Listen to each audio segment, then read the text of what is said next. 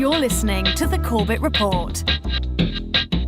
CorbettReport.com. Welcome, ladies and gentlemen. Welcome back to the Corbett Report podcast. I'm your host, as always, James Corbett of CorbettReport.com, joining you on this 13th day of October 2017.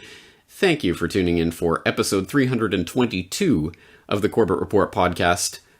What is sustainable development?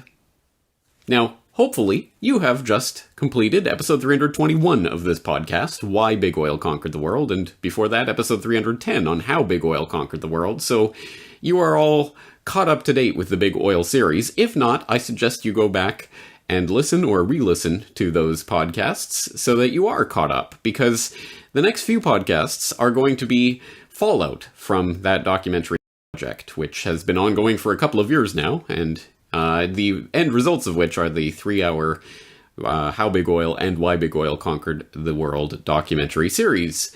But obviously with a project that is as vast as that spans as much topic matter as that, it's impossible to contain all of the information that you want to contain in a mere 3 hours. A mere 3 hours of exploration. And as you can imagine, there was a lot left out on the cutting room floor and a lot of things that are just mentioned in passing in the documentary that really do deserve podcast episodes unto themselves. So here I am to flesh out all of that topic data and go in a little bit more detail through some of the things that I had to rush through in the production of those documentaries. And perhaps the number one glaring omission? Well, it wasn't an omission. It was a conscious act of leaving it out of the documentary because there was simply too much to go through, and there was no way to simply give a taste of this information in the documentary. But the number one thing you may have noticed that isn't in there is Agenda 21, Agenda 2030, Sustainable Development.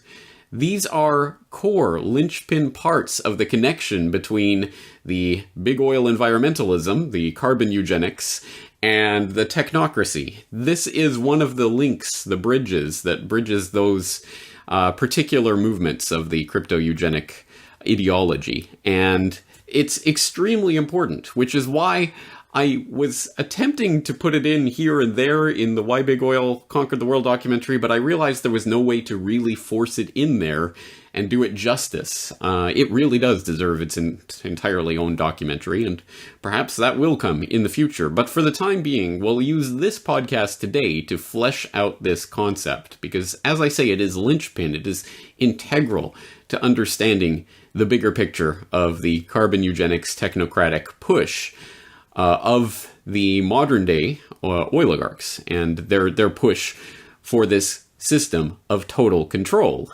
which may come as a surprise, because I'm sure you've never heard of sustainable development, at least in any mainstream sense, in anything but the most glowing and glorious terms. And yes, indeed, if you do have that question, what is sustainable development, you can always turn to that handy-dandy oracle of the modern era, YouTube. You can go and you can type in the search term, what is sustainable development? And it will guide you lovingly directly to the font of knowledge itself, the United Nations, so that you can behold this answer to your query.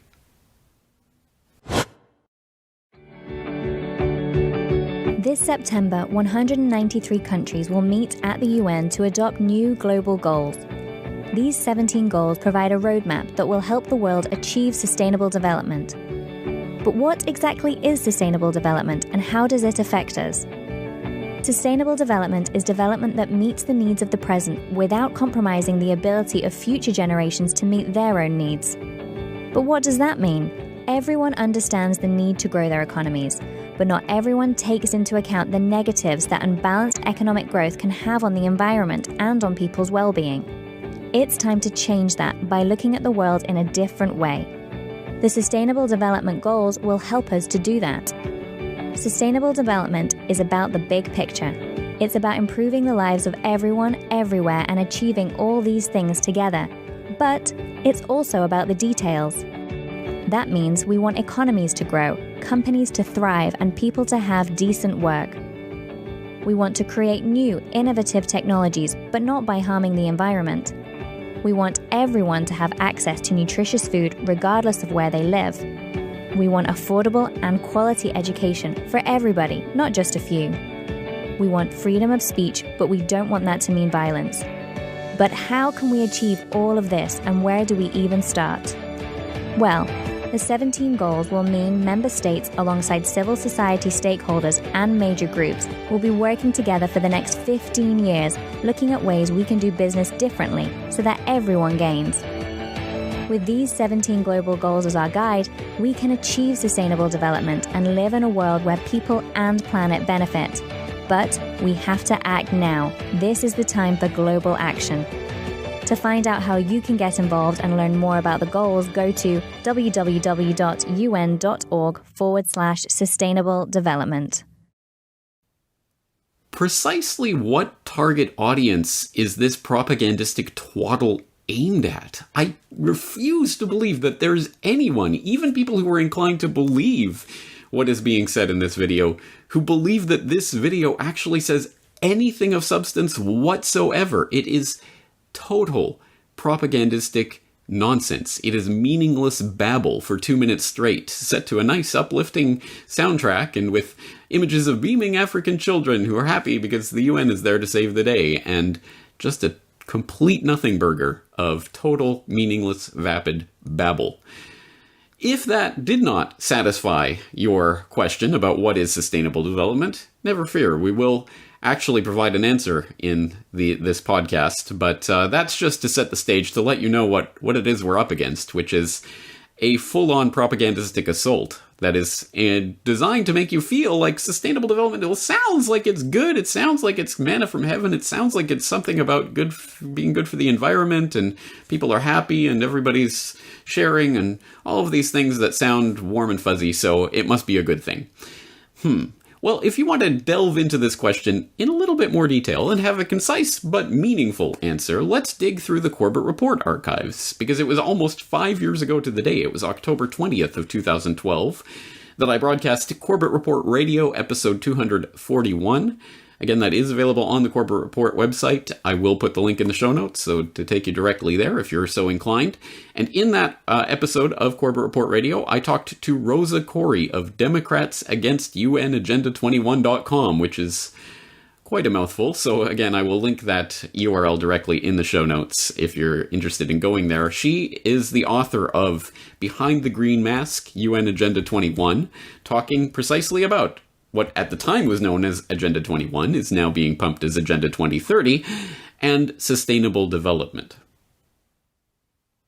Well, perhaps we can start off for the benefit of the listeners out there who are encountering you for the first time or are unfamiliar with your work. Let's just hear a little bit about yourself and how you got interested in researching UN Agenda 21. Well, I'm a professional appraiser, a commercial appraiser. I was a district branch chief for the California Department of Transportation for about 30 years and an expert witness testifying in land use and land value. And about 10 or so years ago, I found that it was pretty difficult to determine what property was worth because people were being restricted in what they could do with their property. And around that same time, I was elected to an oversight committee on a redevelopment project, a huge project, and I researched it and found that it was fraudulent. So we sued to stop that. And while doing the research to find out what was behind that redevelopment project, I found United Nations Agenda 21, Sustainable Development. Well, let's talk about your book and how that came together and the type of research that you've done over the preceding years into this agenda. The book is, basically I wrote the book because I am traveling all over the United States and I just simply wasn't able to go everywhere. And I had the information and was able to put it together in a way that's very clear and understandable, and it's a quick, short read. And in that way, I was able to reach a lot more people because United Nations Agenda 21 Sustainable Development is a global plan, but it's implemented locally. So this is really important because it doesn't come called Agenda 21. So you have to know what it looks like in your town to be able to recognize it. Well, that's right. In fact, every time we have someone on to talk about Agenda 21, it's everyone has their own way of summing up what that is and how it's unfolding. So what's your take on what is United Nations Agenda 21? Agenda 21 is the action plan. It's the blueprint to inventory and control all land, all water, all plants, all minerals, all animals, all construction, all means of production, all information, all energy, all education, and all human beings in the world. That's it. It's totally comprehensive. It's so comprehensive. It goes into so many different aspects of everyone's everyday life that it's staggering to think that so few people actually have even heard of this Agenda 21, let alone know what it is. How can it function so that it maintains that level of secrecy while being completely out in the open? Yeah, it's brilliant. It's a stealth plan and it's operating in plain sight. And that is because it's called by so many different names. You'll see it in your town as a regional plan, generally as One Bay Area or Vision 2025 or Our Future 2050, something like that. Because what it is, the plan was signed onto. It was an actual United Nations agreement signed onto in 1992 by our president, George H.W. Bush, along with 178 other national leaders. And you're going to hear that it's an old, dusty plan, that it's not binding, that it has no impact on you. That's a lie. The truth is that it was brought back to the United States through the President's Council on Sustainable Development back in 1993. And all federal agencies changed their policies to conform with United Nations Agenda 21 Sustainable Development. That's right. Well, let's go back to some of the beginnings of this, because as you indicate, it was first signed as an agreement in 1992 at the Rio Earth Summit, but it has its roots in policies that go back at least to the 1970s. Let's talk a little bit about the history of these ideas of sustainable development and how they came together. Yeah, it's great. You know, it's the kind of thing that you think to yourself, well, how could I be against sustainability? Just sounds so great. I mean, who wants to be unsustainable? And of course, that term, sustainable development, is a term that comes right out of the United Nations, 1987, the Brundtland Commission, World Commission on Environment and Development. And they wrote a book called Our Common Future. And in that, the term sustainable development was first coined, formally given a definition. And that is, development that meets the needs of the present without compromising the ability of future generations to meet their needs. Sounds great, right? But this has its roots in prior meetings of the United Nations in 1972 and then again in 1976. The Habitat 1 and 2 determined that land, privately owned land, is actually a threat to the social equity of people on the planet. And this is a very vital part of United Nations Agenda 21 because it actually is an attack on private property ownership. And also, you have to remember that we ourselves are our own most important private property. And this plan actually enables domestic surveillance, the National Defense Authorization Act, drones, and control of all of our activities on the planet. Once again, Rosa Koire, author of Behind the Green Mask, UN Agenda 21.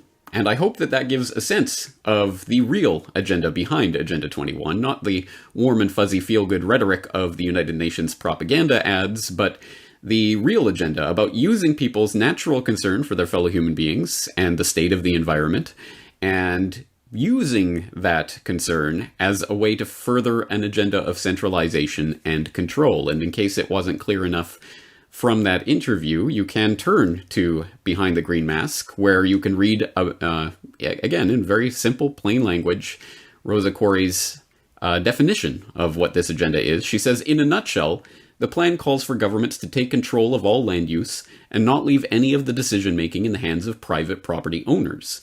It is assumed that people are not good stewards of their land, and the government will do a better job if it is in control. Individual rights in general are to give way to the needs of communities as determined by a globalist governing body.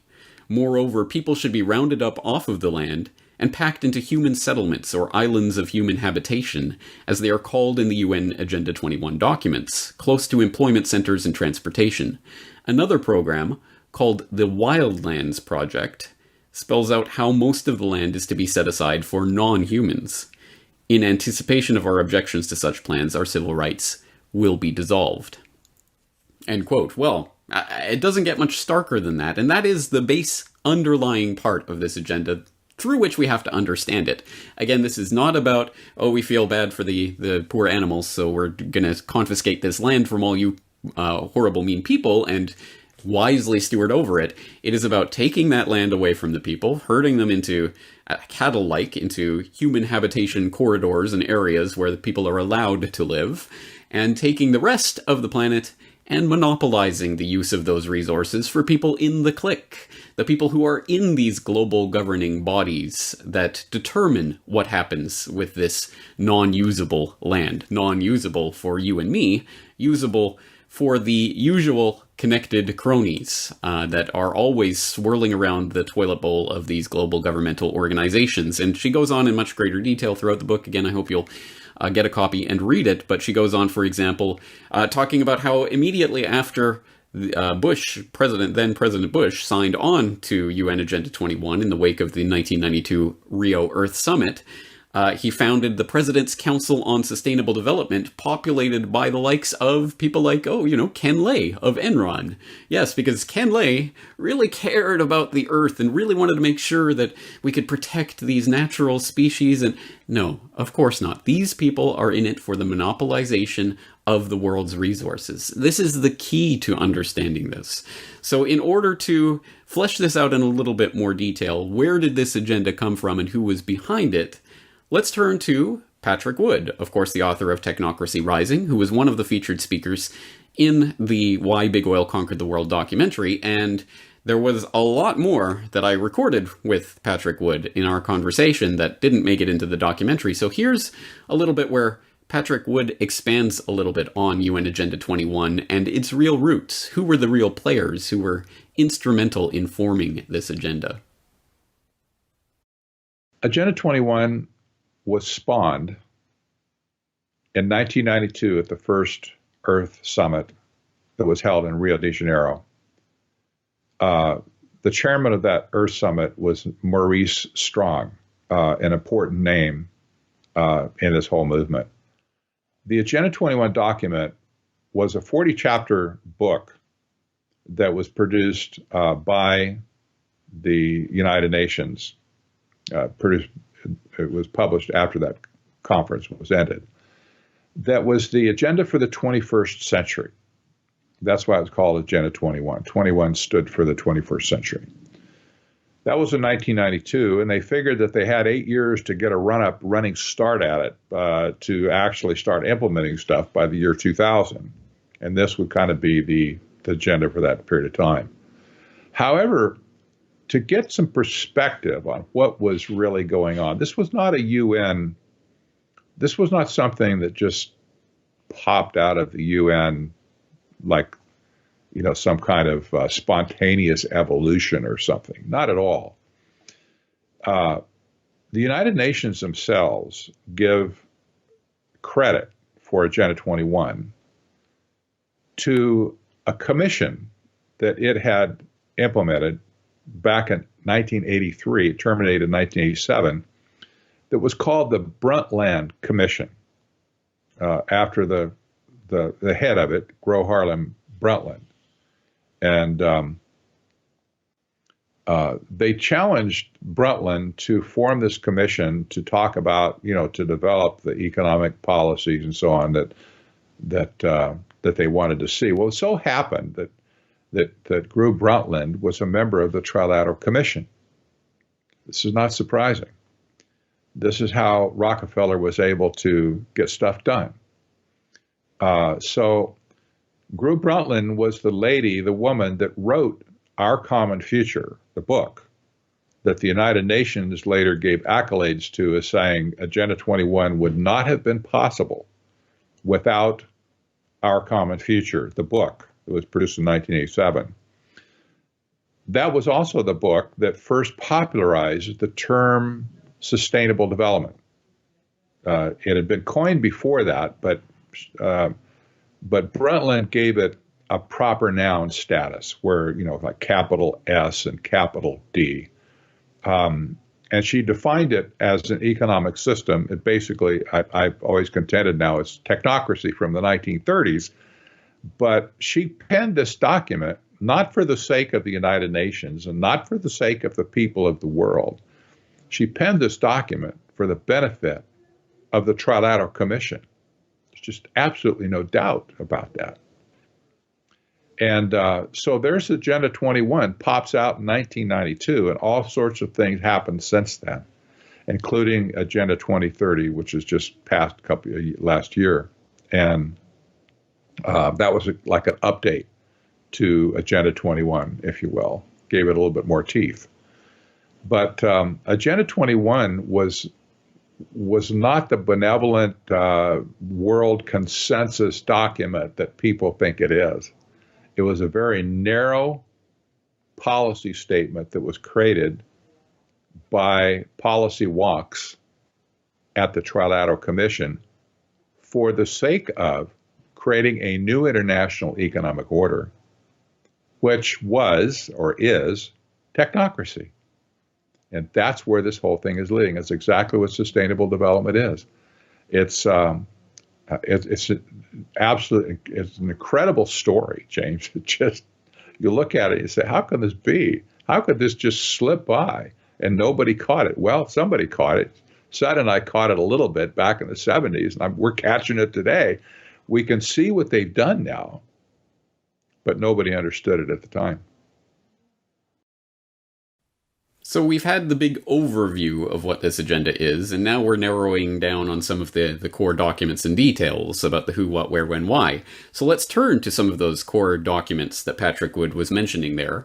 Firstly, where did this come from? Where did sustainable development, capital S, capital D, as a concept really emerge from? Well, it's been around since the 1970s, but it was really formalized, as Patrick Wood pointed out there, by the Brundtland Commission, more formally known as the United Nations World Commission on Environment and Development, chaired by Gro Harlem Brundtland, and one of the members on that commission, no surprise to anyone in the audience who's been paying attention to my work on these issues, of course, was Maurice Strong. But that commission, of course, did come out with its final report in 1987 called Our Common Future, and we don't have to speculate about what was in that report. You can turn to undocuments.net, un-documents.net, where you can read the report itself. And specifically, Section 3 is headlined Sustainable Development. And this was the formalization and the codification of our modern understanding of this term. So let's read a little bit from this document, Section 3-27. Humanity has the ability to make development sustainable to ensure that it meets the needs of the present without compromising the ability of future generations to meet their own needs. The concept of sustainable development does imply limits. Not absolute limits, but limitations imposed by the present state of technology and social organization on environmental resources and by the ability of the biosphere to absorb the effects of human activities, etc., etc. I think we know that type of rhetoric and where it goes. Section 29 talks about sustainable global development requires that those who are more affluent adopt lifestyles within the planet's ecological means in their use of energy, for example. Further, rapidly growing populations can increase the pressure on resources and slow any rise in living standards. Thus, sustainable development can only be pursued if population size and growth are in harmony with the changing productive potential of the ecosystem. And Section 30, yet in the end, sustainable development is not a fixed state of harmony, but rather a process of change in which the exploitation of resources, the direction of investments, the orientation of technological development, and institutional change are made consistent with future as well as present needs. We do not pretend that the process is easy or straightforward. Painful choices have to be made. Thus, in the final analysis, sustainable development must rest on political will. End quote.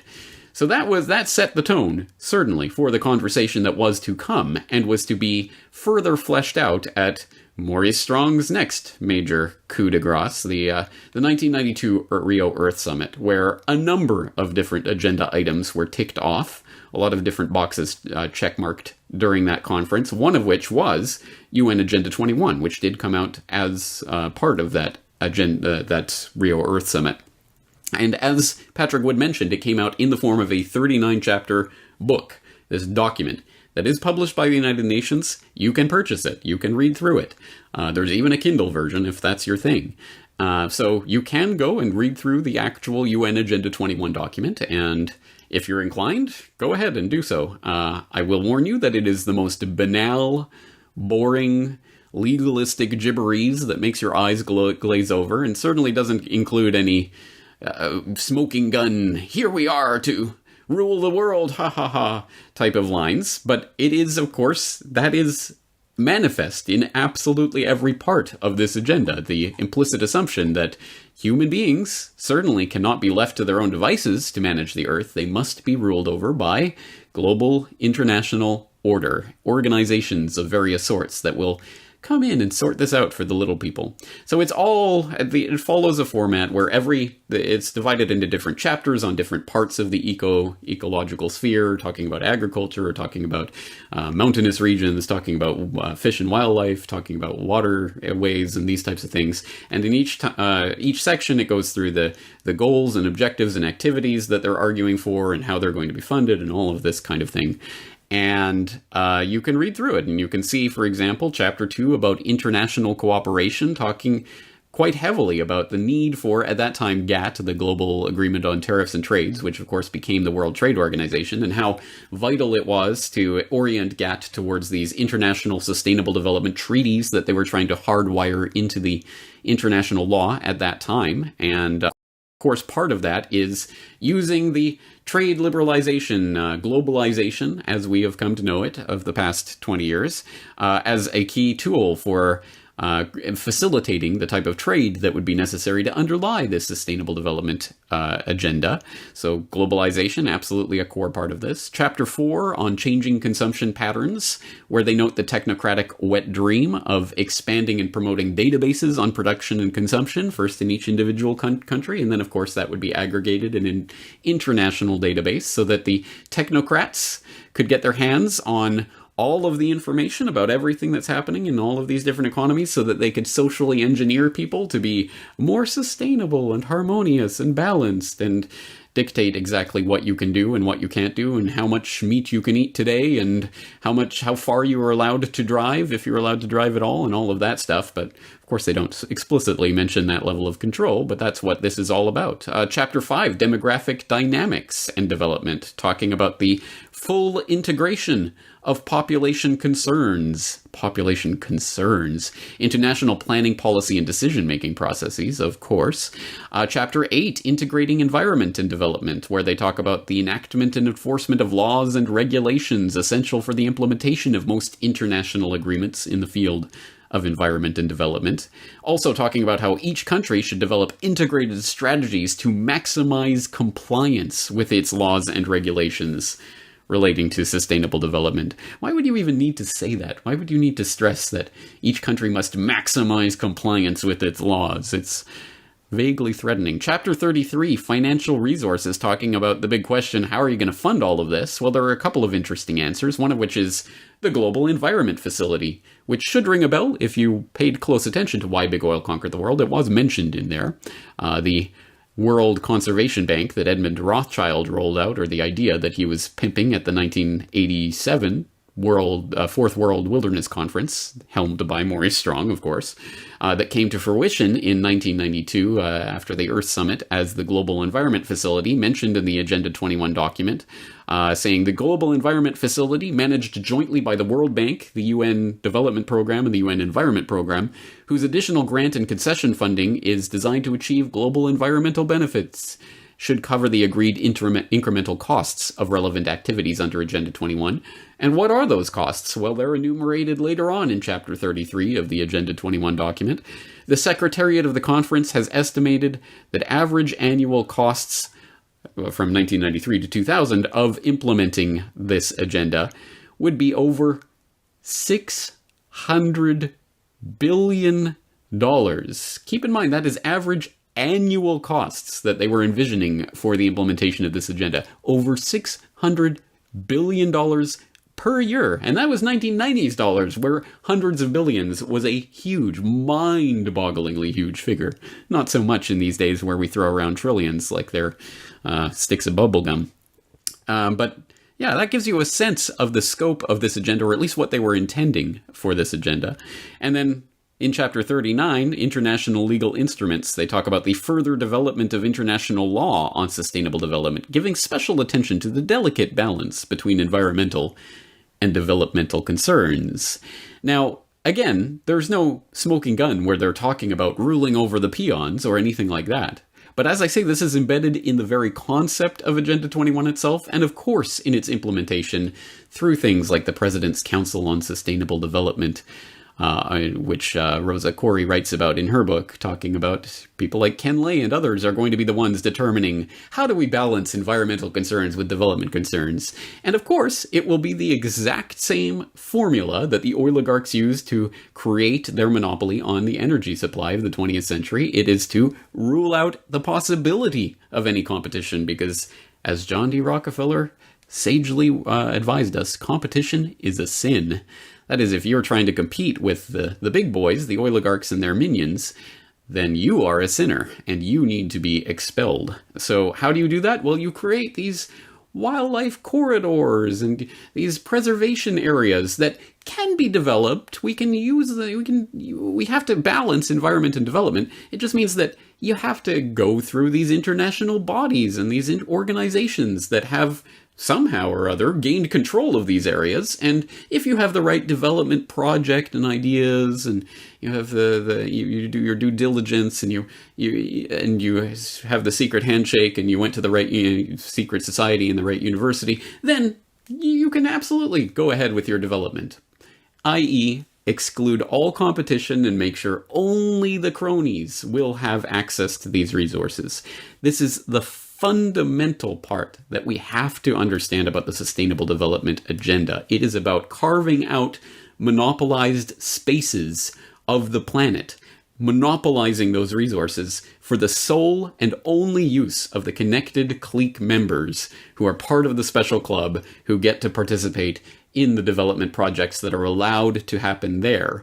Everyone else will be moved into these little human habitation areas where we'll be crammed in, and everything will be monitored, controlled, and eventually rationed as we enter neo-feudalism.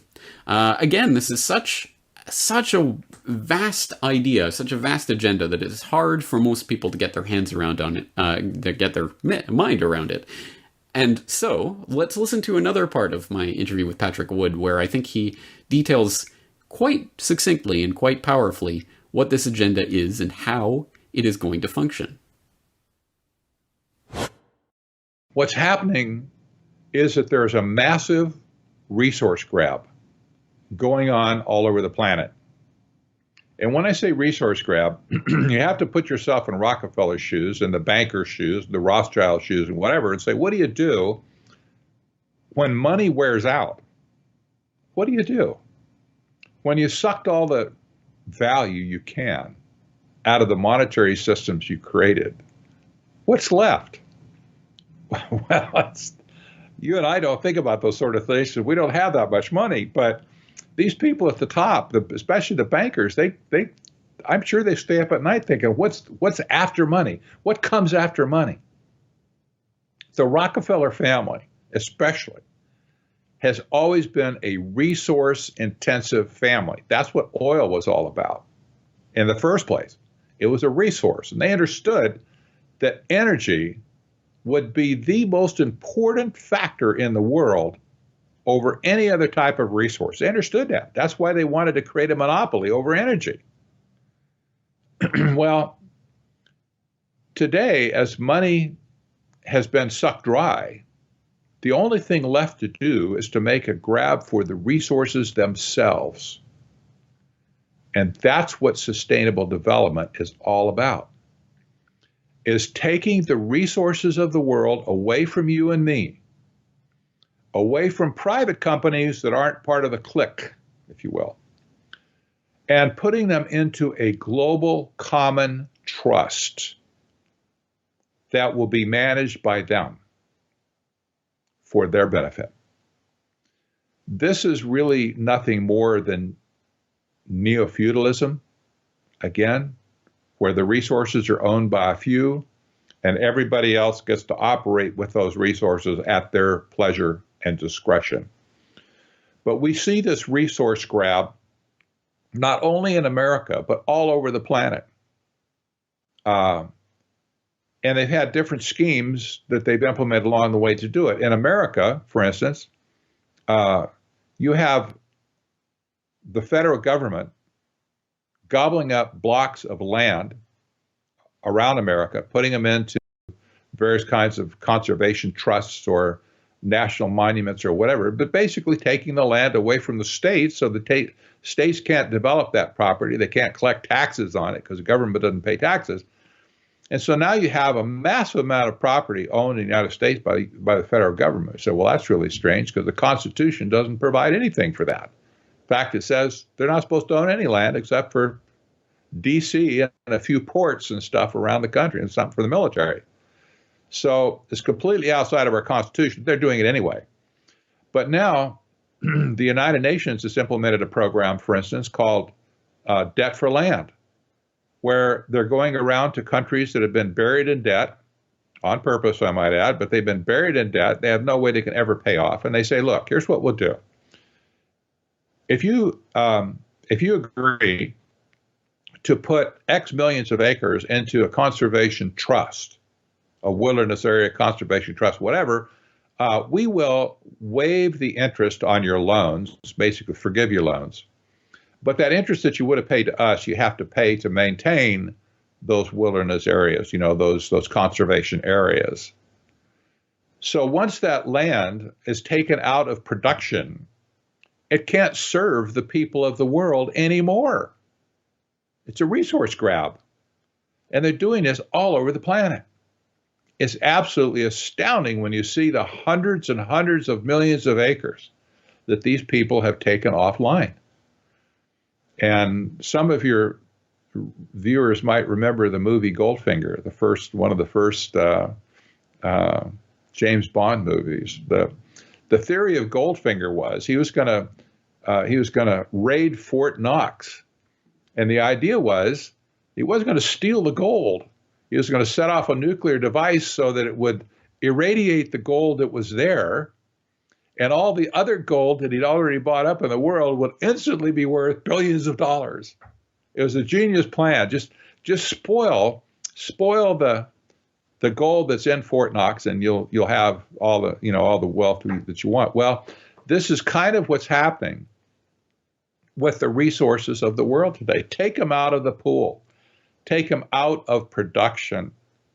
And obviously that makes any remaining land even more valuable, because land is where we get everything. That's where all the wealth of the world comes from, whether it's timber, agriculture, water, gold, minerals, metals, everything we have is from the earth, everything. And they're seeking to control all the resources of the earth. And they're doing it through the auspices of the United Nations and sustainable development.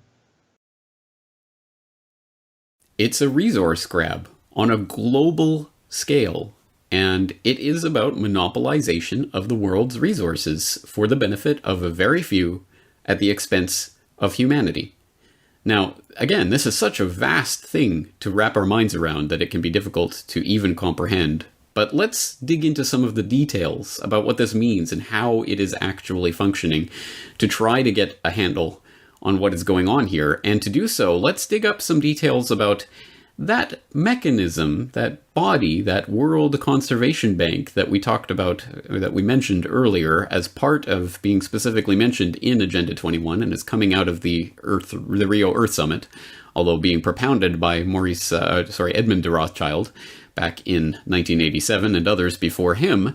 But the Global Environmental Facility, which again, you will not have heard of if you just read the sort of headlines about sustainable development, but is an exceptionally important body that exists and is doing real things in the real world. If you want more information about the Global Environment Facility and what it does, I would highly recommend, not to toot my own horn, but I did write an article about this last year called The Second Most Important Bank You've Never Heard of. And it goes through a number of the different programs. It goes through that story about Edmund de Rothschild and how that led to the Rio Earth Summit and the creation of the GEF. But for the summary of what this body does and how it does it, let's read from that article where I wrote, the Global Environment Facility has so far made over $14.5 billion in grants and co-financed a further $75.4 billion. It is the funding mechanism for 5 different UN conventions, including the United Nations Framework Convention on Climate Change, which itself established the IPCC. The bank's slick promotional videos highlight a number of projects it has helped fund in various impoverished nations. The construction of drainage trenches to prevent glacial lake flooding in Bhutan, the establishment of protected areas and economic development in Mali's wildlife areas, and the funding of Chinese companies producing solar cells and wind farm technology.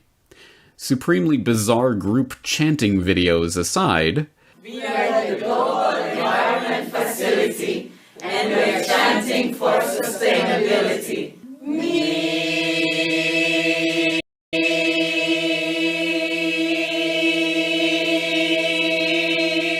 The whole operation sounds pure as the driven snow, right? Not so fast. According to the GEF's website, the facility was established on the eve of the 1992 Rio Earth Summit to help tackle our planet's most pressing environmental problems.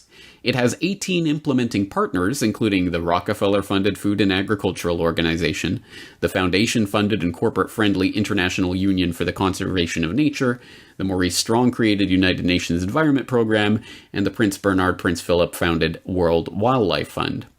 If such a pedigree immediately casts doubt on the altruistic intentions of the bank, one is right to be skeptical.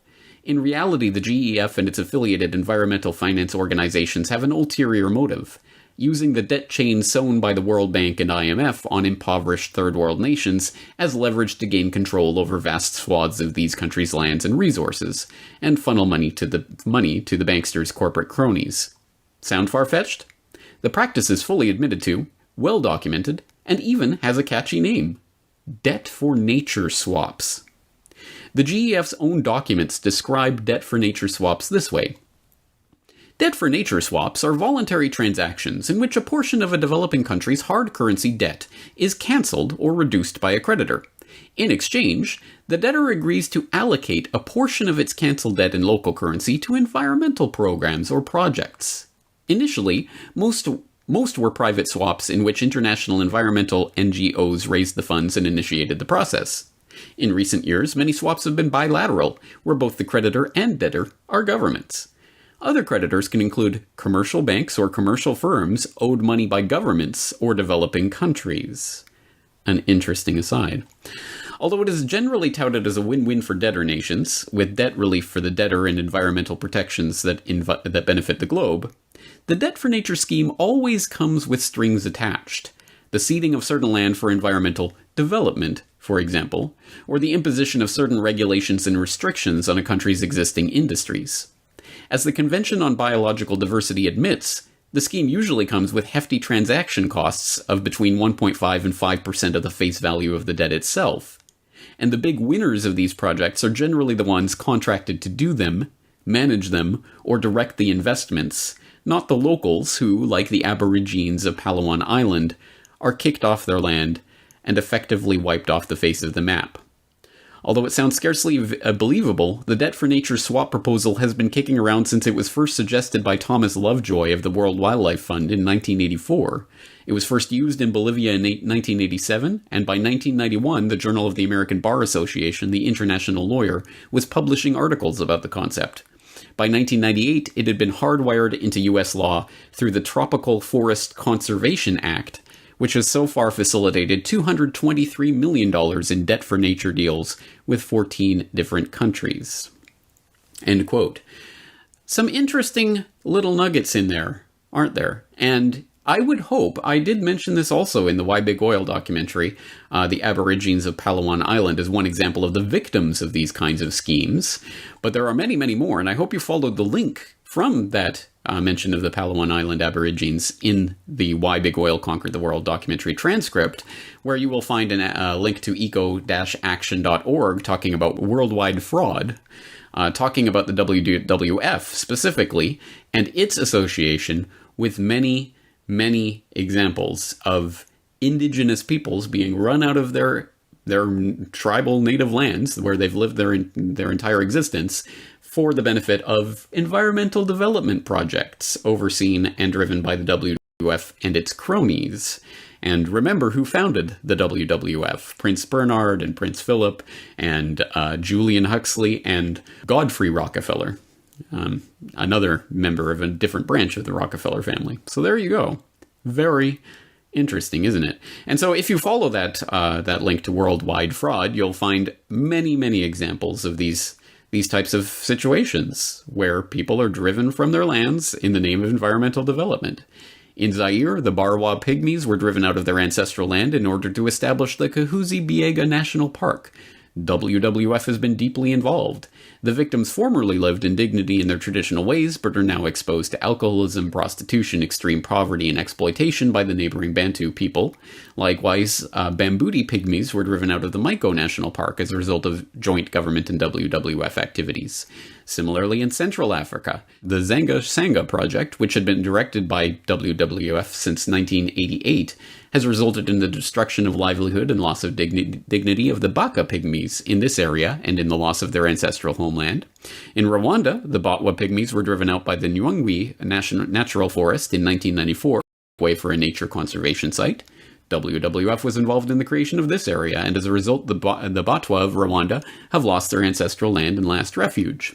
In Kenya, the Tsavo East National Park has been established and is managed with the help of WWF on the Sanyi ancestral land. The Sanyi have been severely prosecuted as poachers on their own land. As a result, the Sanyi peoples have been virtually destroyed as a society of hunters and gatherers. In Namibia, the Hayom Bushmen have been driven out of their ancestral land, the Etosha Pan, which WWF is involved in securing as a conservation area. In consultation with WWF, the government of Botswana declared, at the Zani Kotla meeting in February 1996, that the 3,000 last remaining Bushmen, in broadly traditional gathering lifestyles, have to leave their ancestral land and their traditional lives. The reason being that their ancestral land is now proposed as a new game reserve. In South Africa, the 40 last remaining Bushmen have been chased out of their ancestral land, which is now largely used as the Kalahari Gemsbok National Park. WWF has been involved and is still involved. Furthermore, they continue to discount the land claims of the evacuated Bushmen. In India, the Gujar nomads in Uttar Pradesh are victims of a nature conservation project, where WWF is directly involved. Also, the last few Aborigine peoples belonging to the Negrito race have been victimized by national park projects in the Nilgiri Mountains, where WWF was and still is active. Etc., etc. I think you get the idea. Please do go read through that article and look at the examples of how this has already been used time and time again as an excuse for driving people out of their lands and taking those lands over in the name of preserving nature and doing some development deals on the side, with transaction costs being funneled by commercial banks. Wonderful gig if you can get it, right? And don't think that this is some sort of ancient history or something that's been stopped in the recent past, because it still continues to go on to this day. Deserted and destroyed, these ruins in western Uganda are all that remains of a rural village, the residents allegedly evicted to make way for a timber plantation. For Bowman Elifazi, the memory is too much. He says his community was forced out at gunpoint by police and private security operatives, and that he lost everything. They cut down all our crops and burned our houses or destroyed them with bulldozers. People were scared of the guns, so they ran away and hid. They took everything we had. The land clearances, starting in 2006, were to make way for the New Forest Company, a British company with World Bank financing and UN accreditation to trade carbon credits. Despite a massive investment in Uganda, bring jobs and sustainable growth, international charity Oxfam claims the company is responsible for abusing the rights of over 20,000 former occupants. Many of them now live nearby in extreme poverty. They say they've got no land to farm and they want compensation. The company claims the eviction was the government's responsibility. The government claims the occupants were there illegally. The people that were living on this land, which is now a tree plantation, took their case to the Uganda High Court in 2009. The court made an interim ruling saying the evictions should be halted, but they were evicted anyway. Now they say they're too destitute to be able to afford the lawyers to pursue their case. The areas in question are meant to be protected forest reserves, but thousands of people have been living and farming there for decades. It remains unclear if that's sufficient to grant ownership right under Ugandan law. Land issues in Uganda are quite very complex because there are multiple rights on the same piece of land. So an investor must be proactive to understand what kind of land am I going to invest in. However, Oxfam claims the new forest company are obliged by international regulations to change their practice regardless of local law. For those who lost the land they depended on, sustainable tree plantations turned out to be their worst nightmare. Malcolm Webb, Al Jazeera in Western Uganda. Well, joining us from London now, we have Kate Geary, the co-author of the Oxfam report, and Robert Devereux, the chairman of the New Forests Company. Thank you both for joining me. Robert, let me start with you because it's a pretty damning report by Oxfam. Oxfam saying your company has abused the rights of over 20,000 occupants. Can you categorically deny that? Good morning. Yes, I think I can categorically deny it, but what I would like to say is that we are taking these allegations extremely seriously. We're puzzled by them because they completely contradict our understanding of how these took place, and that's an understanding that has been validated in a number of independent reports that took place subsequently to them. There are a number of factual inaccuracies about this, but rather than talking at length, perhaps I could let Kate have something Well, let me just ask you this. Witnesses are saying that your company security guards were present at many of the evictions, and at the end of the day, I mean, your company claims to be socially responsible, and many of these people are now living in abject poverty. Well, I mean, we are an extremely socially responsible company, and we have a reputation for that, and that's a reputation that's thoroughly deserved. The first thing I think I should say is it must be understood that we are not by Ugandan law allowed to participate in land claims, evictions, evacuations or vacations. What our responsibility is to try and ensure to the best of our ability that they take place humanely and in respect of people's rights. I believe we did that, and this is why I find these stories so confusing, because we believe these movements to have taken place voluntarily and peacefully. I could give you lots of anecdotes, for example, that we allowed a significant number of people back onto the land after they had left to cultivate their crops. They came on and they left again quite peacefully. None of that seems to correspond in any way to the horrific stories. And they are horrific stories that are coming out of the Oxfam report. Let's bring in Kate to answer that on behalf of Oxfam. Kate, Robert's saying that the evictions or people's movements were undertaken in a humane way. And in any case, a lot of those people were there illegally, weren't they? I too am quite mystified by how Robert can be saying that people left their land voluntarily. These are people who have brought 2 court cases against the company, alleging that they were abused and harassed, that their crops were destroyed and their homes destroyed. So but the company is aware it wasn't the company doing it, Kate. It was the government, the Ugandan government carried out these evictions, and the Ugandan government is saying that they were there illegally.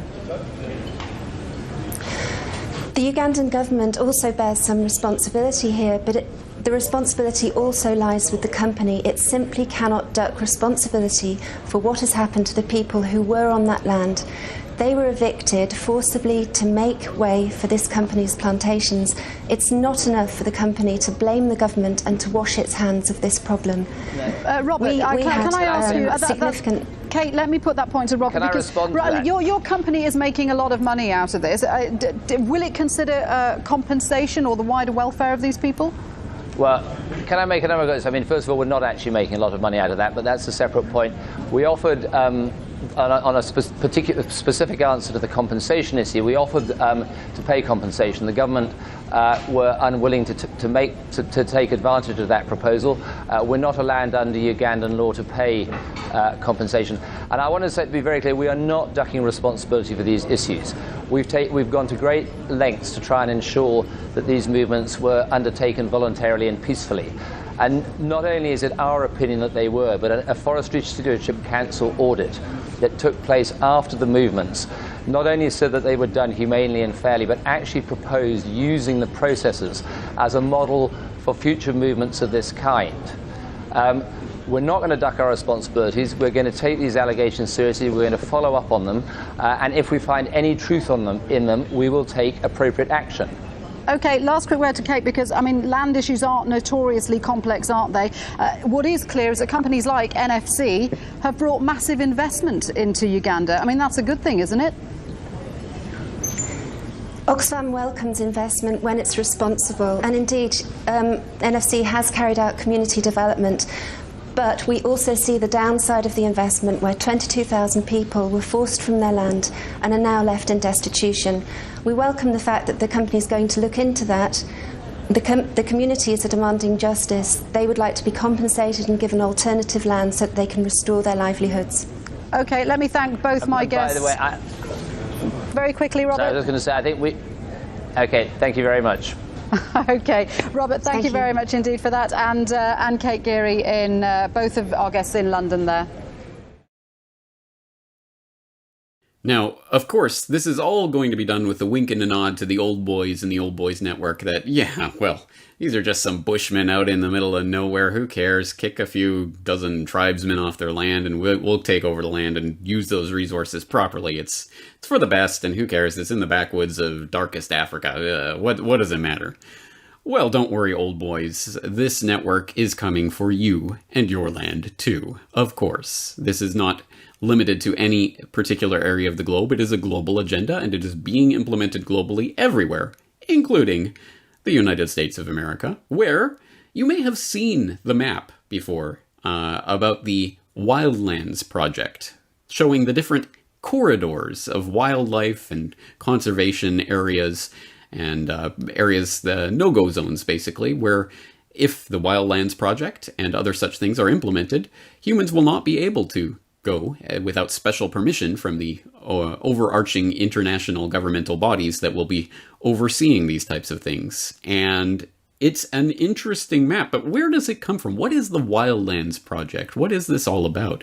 Well, you can go to, for example, nwri.org, where you can find the Wildlands background on the Wildlands Project, which has a pretty thorough overview of what this is, where it came from, tracing it back to the 1976 UN Conference on Human Settlements, and then through the Brundtland Commission, and then through Agenda 21, and then finally into the Convention on Biological Diversity, which was signed there in the 1990s, and how this is essentially a project to create these corridors and areas that, again, will not be usable by humans without the special pass from the government, i.e. without Ken Lay or his ilk giving you the permission, or more likely giving his friends the permission to develop this or that.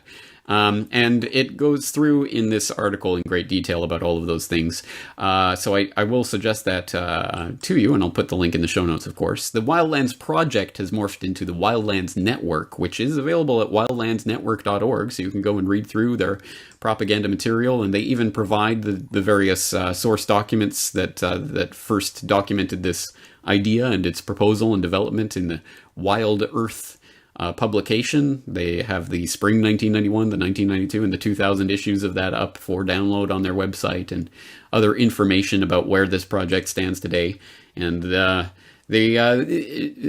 it's interesting when you compile all of the different maps of what they want to do with this, in the Florida Panhandle, and over here in the Rockies, and over here in the plains, and all of this. And when you compile that into the Wildlands Project map, it is quite startling to see. Here are the no-go zones, and this little bit over here is where you can live. And this is this is the ultimate agenda. This isn't just about the Aborigines of Palawan Island or other people out in the woods somewhere. This is about everyone, everywhere, including Americans and Japanese and Canadians and Australians and Europeans, and everyone are going to be increasingly rounded up into increasingly more compact cities where absolutely every aspect of your daily life will be utterly surveilled, monitored, tracked, controlled, and rationed. But don't take my word for it. Take the wet dreams of these would-be social engineers that continue to be foisted on the public as if they're a good thing or something to look forward to. Oh, hi. I'm so glad you're on time. I'm V. I'm looking forward to showing you around Plandopolis today.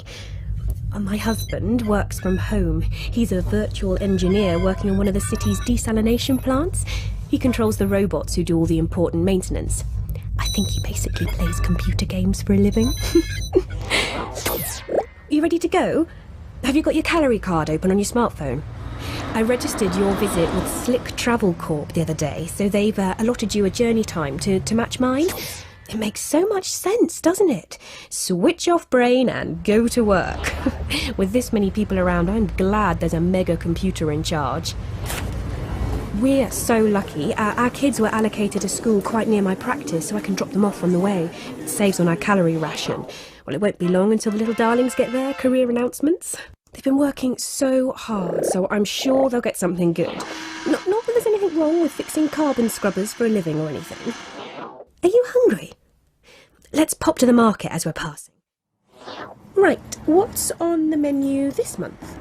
No, not meat. It's not your birthday. The Global Food Council are doing a really good job of keeping food production going. I mean, you don't get the choice you used to, but we're better off than most. I think it's probably easiest to walk from here. You barely see a car in the city centre nowadays, unless you're rich. Well, the state knows they just aren't practical anymore. We're all trying to meet our global carbon deal. Electric bikes are so much better for getting around our neighbourhood. And why waste valuable space on car parks when you can use them to grow food? I don't care what you say, Alex. They don't deserve to live in that ghetto. They are completely disconnected. No high-speed transport system, no new internet. They miss out on jobs and many essential services too. Oh, hi again. What a day. I had to make an emergency visit to the Cry Freedom ghettos. I mean, I miss my sister like mad, but I'm glad they went when they moved to New Amsterdam. They're safe from climate change on the floating city. That must be her now. It's much easier to meet up with friends virtually now. So many cities have banned cars in central areas. Ooh, looks like she's got some juicy gossip. So this was on wefforum.org. That's the Davos site, the Davos Elite. And it was written by Ida Auken, a member of parliament in Denmark.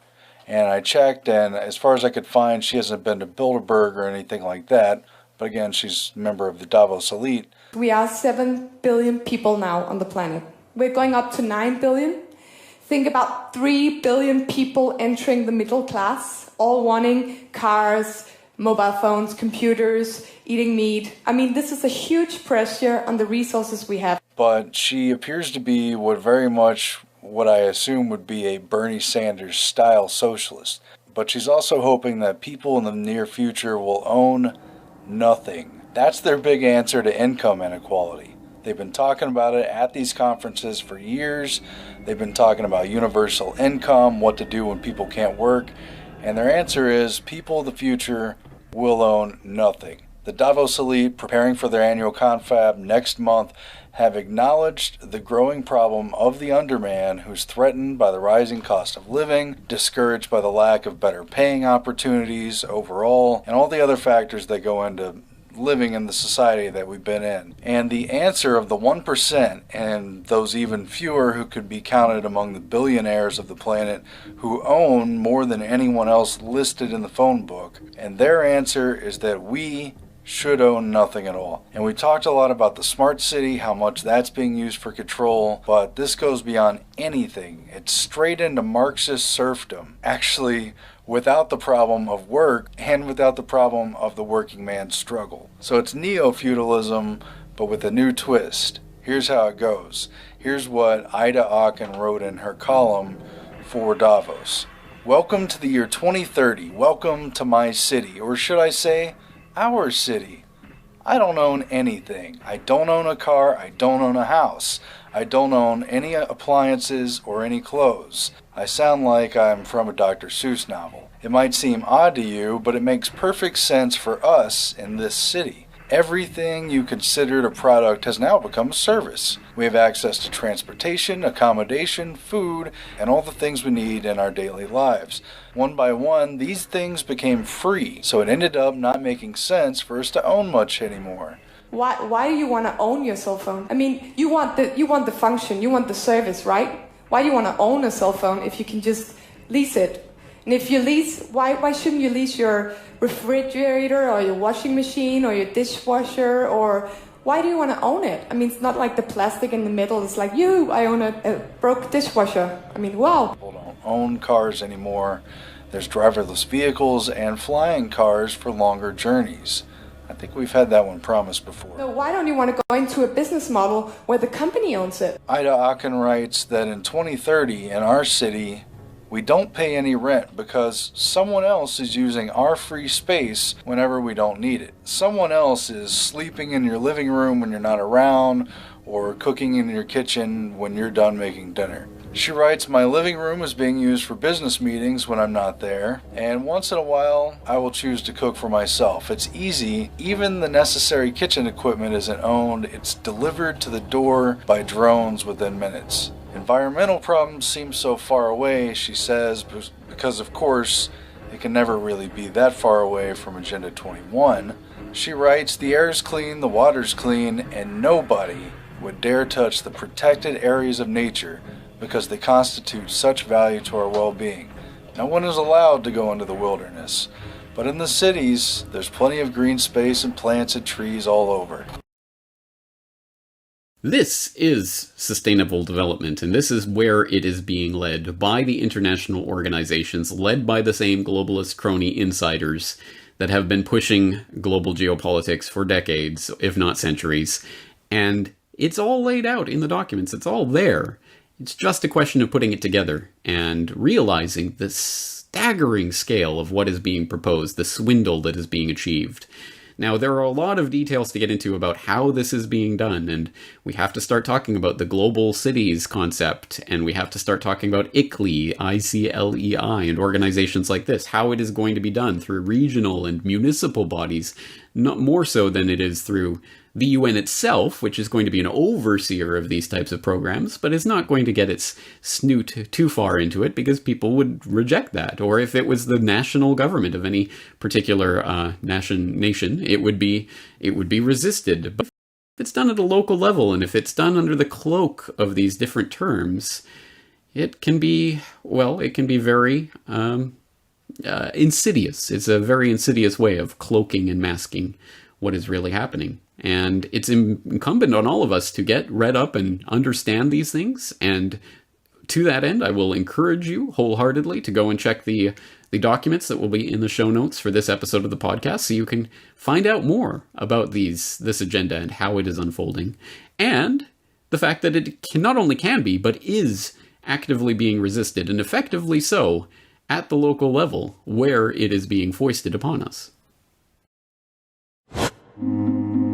There's no place like Kodiak. Traditional, self-reliant, natural, and free.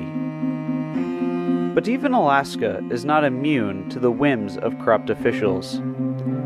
As the long arm of one particular program, Agenda 21, started reaching around the country, a local resident, Jamie Fagan, knew he had to do something. Kodiak was his home. He had read Rosa Koire's book, Agenda 21, Behind the Green Mask, and invited her to give a talk in Kodiak. Many people came to listen and understood what she had to say. The event was rather timely. Soon after, the people of Kodiak, with the sharp eye of local resident Kyle Crow, started finding out about a brand new zoning code about to impact the island. They found the revisions horrific. The revisions incorporated many of the suggestions of the United Nations' 1992 Agenda 21 treaty, including making it easier for local officials to seize private property. It would tell them how to live, who to sell to, and how to operate their businesses. It would also impose steep fines of up to $1,000 per day for violations. Refusal to pay for over 30 days would allow borough officials to confiscate property.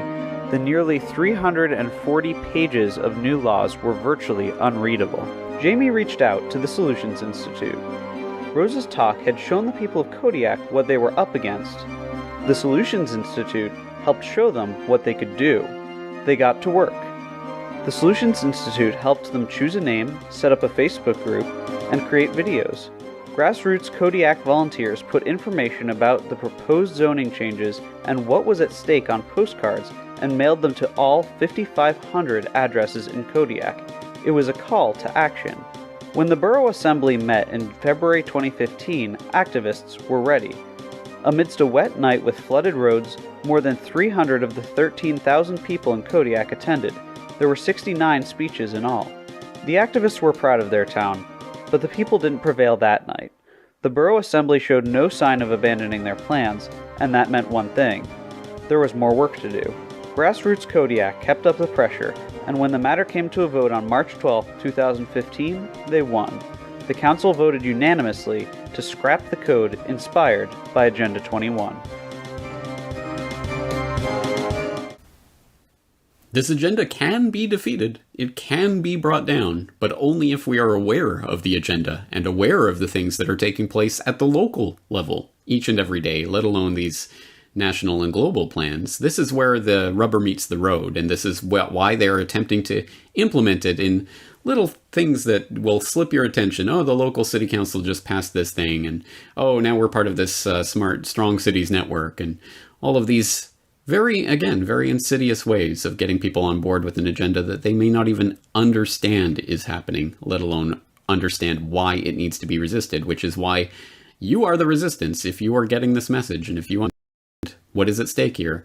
This is why you need to be part of the process of informing others and getting them motivated to fight this agenda. So, again, lots of documents and links in the show notes for you to get started in your research on this. And as you see, I think you understand how, again, this part, the Sustainable Development, Agenda 21, Agenda 2030, global goals, fits in with the whole picture that's being painted here of eugenics and climate change and technocracy. They all swirl around, and they're all painted in wonderful terms that it's saving you, it's helping you, it's for the earth, it's for whatever, it's for the best of humanity. And it's always about controlling you and trying to get you out and the globalist cronies in. Competition is a sin, right? J.D. Rockefeller. So, as I say, there's plenty more to be said about a lot of the different concepts that were developed in Why Big Oil Conquered the World, and we'll be doing so in this podcast in the coming weeks. I hope you will be here to join me for that. Once again, James Corbett of CorbettReport.com. Available now from Corbett Report.